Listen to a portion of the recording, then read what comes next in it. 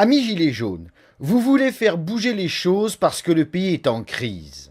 Je vous informe que hier, une chaîne YouTube a été supprimée. En quoi cela vous concerne-t-il? Voici.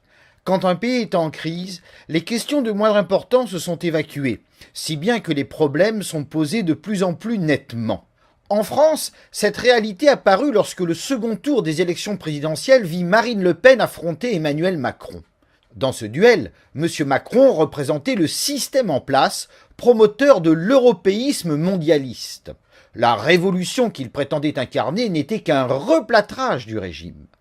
En face, Mme Le Pen incarnait l'opposition nationaliste et identitaire, une France remise en ordre. Mondialisme contre nationalisme, libéralisme contre protectionnisme, promotion du métissage contre préservation de l'identité. Au final, tout se résume à cela. Voilà pourquoi, pendant l'entre-deux-tours, Emmanuel Macron a posé deux actes forts. Il a visité le mémorial de la Shoah et s'est rendu à Oradour-sur-Glane. Là, il a évoqué le devoir de mémoire.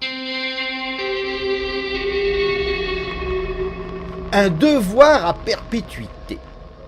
L'objectif avoué est toujours le même, assurer de génération en génération le rejet du national-socialisme. Mais ne nous y trompons pas.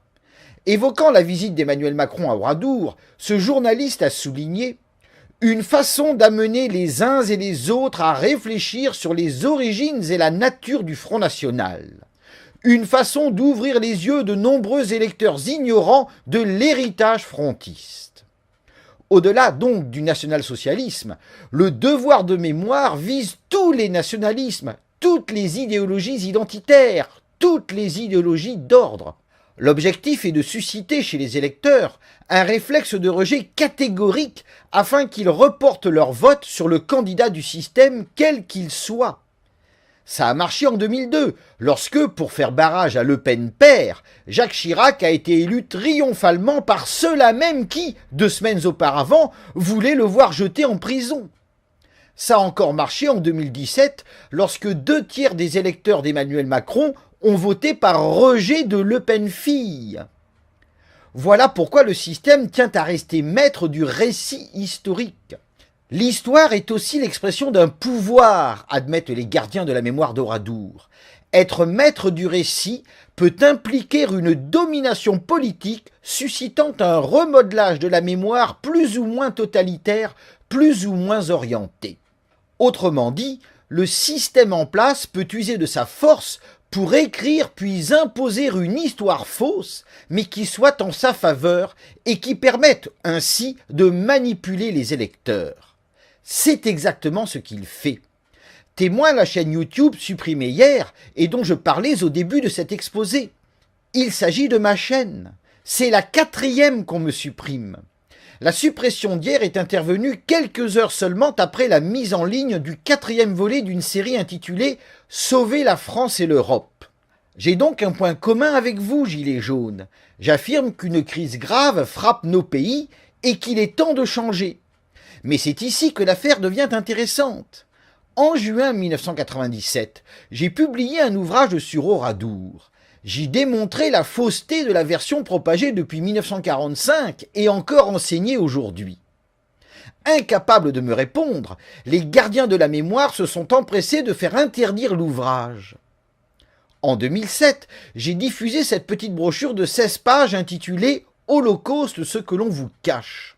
M'appuyant sur des documents d'époque, j'expliquais là aussi pourquoi l'histoire officielle était mensongère. Cette fois, les gardiens de la mémoire m'ont fait condamner à 1 an de prison ferme, une peine que j'ai purgée à la maison d'arrêt de Valenciennes. En février 2015, j'ai été encore une fois condamné à de la prison pour des faits similaires. Afin d'éviter la prison, je me suis caché, puis j'ai fui en Angleterre où je vis désormais en exil. Inutile de dire que j'ai tout perdu, ma famille, mon travail et mes économies. Aujourd'hui, je vis de dons et de cours particuliers. Pourquoi ce traitement ? Tout simplement parce que mes travaux réfutent les mensonges mémoriels que le système exploite à des fins politiques. Je dénonce également la dictature de la pensée qu'on nous impose au nom du devoir de mémoire. Mais je ne me contente pas de dénoncer et de réfuter.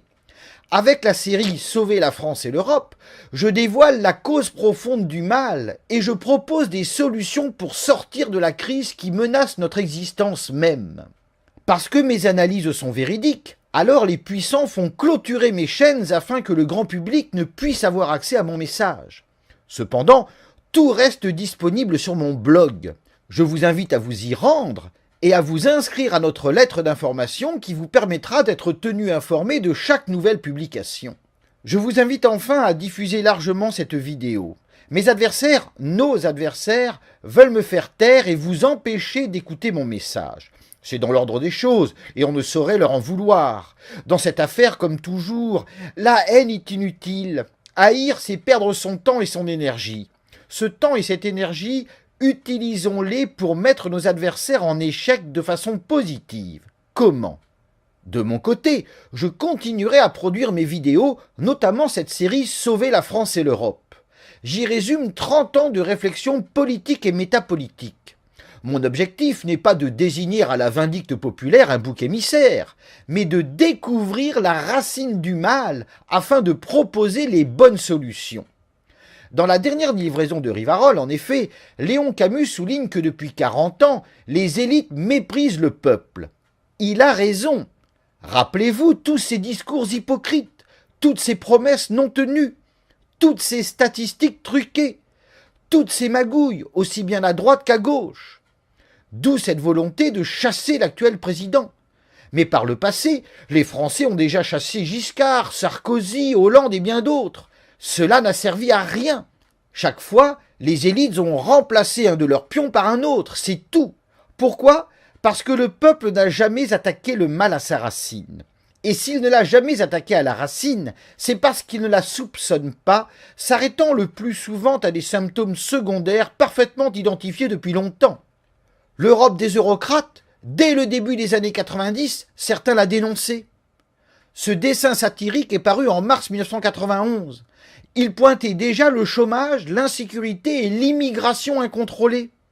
Il avait été publié par National Hebdo qui titrait « Sécurité sociale, impôts, agriculteurs, chômage, insécurité, la France dans le pétrin ». C'était il y a près de 30 ans, et aujourd'hui rien n'a changé. Voilà pourquoi j'ai choisi d'aller plus loin en développant cette cause première du mal qui remonte loin, ainsi que les enchaînements des conséquences. Ces exposés, je les mets gratuitement à votre disposition. De votre côté, vous pouvez contribuer à les diffuser de toutes les manières possibles. Il n'y a aucun copyright, aucun droit d'auteur. Seuls celles et ceux qui en ont les moyens peuvent me soutenir par un don si minime soit-il. Un don ponctuel ou mieux mensuel. Merci de tout cœur. Si mes vidéos ne tenaient pas plus de quelques heures sur YouTube et si mes chaînes ont été bloquées les unes après les autres, c'est bien parce que je soulève les vrais problèmes. Voulez-vous sauver la France et l'Europe ? Alors ensemble, choisissons d'attaquer le mal à sa racine. Bonsoir.